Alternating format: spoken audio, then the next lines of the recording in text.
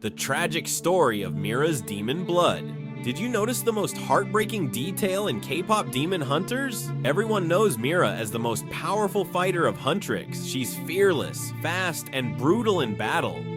But hidden in the movie and episodes are clues that her power doesn't come from training or talent. It comes from a curse. Mira's demon blood didn't just make her strong, it may have killed someone she loved. And once you connect the dots, you'll never see her the same way again. But first, let's play a quick game. If Mira is your favorite Huntrix member, hit that like button. If your heart belongs to Roomie, smash subscribe. And if it's Zoe, share this video with your friends. Now, let's unravel the tragedy of Mira's demon blood. The origin of Mira's demon blood. Here's the first shocking thing. Mira wasn't born with demon blood. She wasn't some chosen child of fate. She was made into one. In the flashbacks, we see her family being cornered by demons. The hunters at the time knew her bloodline was weak. They believed Mira could never protect herself, let alone fight in the war. So they experimented. Through a ritual, they infused her with demon blood. That's when the markings on her arms first appeared. If you notice carefully, she doesn't have them as a baby. They show up when she's around 7 years old. That means Mira's power was never natural. It was forced on her.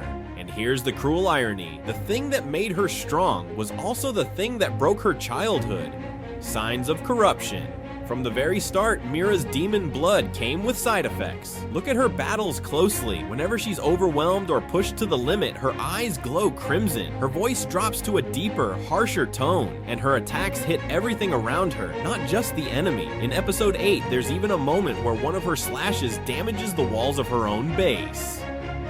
Nobody says anything, but the camera lingers. That's not an animation mistake, it's a warning. The more she uses her blood, the closer she gets to losing control. Her strength is incredible, but it's unstable, and power that unstable always comes with a price.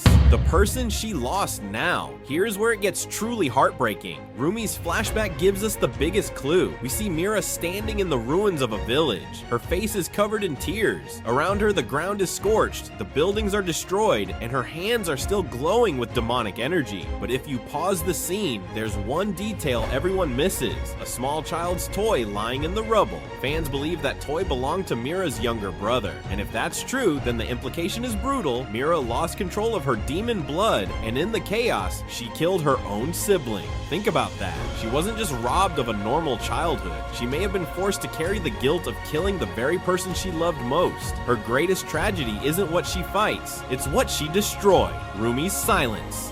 Now let's talk about Roomie. Why does she always defend Mira? Why does she speak up when others question whether Mira is too dangerous to be trusted? The answer is simple. Roomie knows the truth. She was there. She saw Mira lose control. She knows what happened that day in the village. She knows Mira killed her brother, and yet she chooses silence. This explains Roomie's line in episode 11. Some truths break more than they heal. She isn't speaking in general. She's talking about Mira, about the truth that could shatter her if anyone said it out loud. Roomie isn't just Mira's teammate, she's her shield. She's the only person holding Mira together when the guilt threatens to destroy her. The symbolism. The creators didn't stop with hints and dialogue. They built Mira's entire design around her tragedy. Her demon marks glow brightest, not when she's winning, but when she's breaking down emotionally. Every time she grieves, every time she feels cornered, her blood reacts. Her strength is literally powered by her trauma. Even her weapon, the scythe, isn't random. A scythe is a weapon tied to death.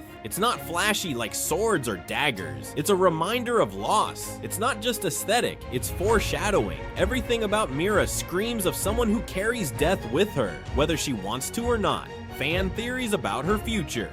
So what does all of this mean for Mira's future? Fans are split into 3 big theories. One group believes Mira will eventually lose control completely, that her demon blood will overwhelm her and she'll become the final villain of the series. Another group believes her story will end in sacrifice, that she'll give her life in the finale, using the last of her power to protect Huntrix and finally atone for killing her brother. And then there's the hopeful theory. Some fans think her brother's spirit is still inside her demon blood, that she'll purify it, free him, and finally find peace.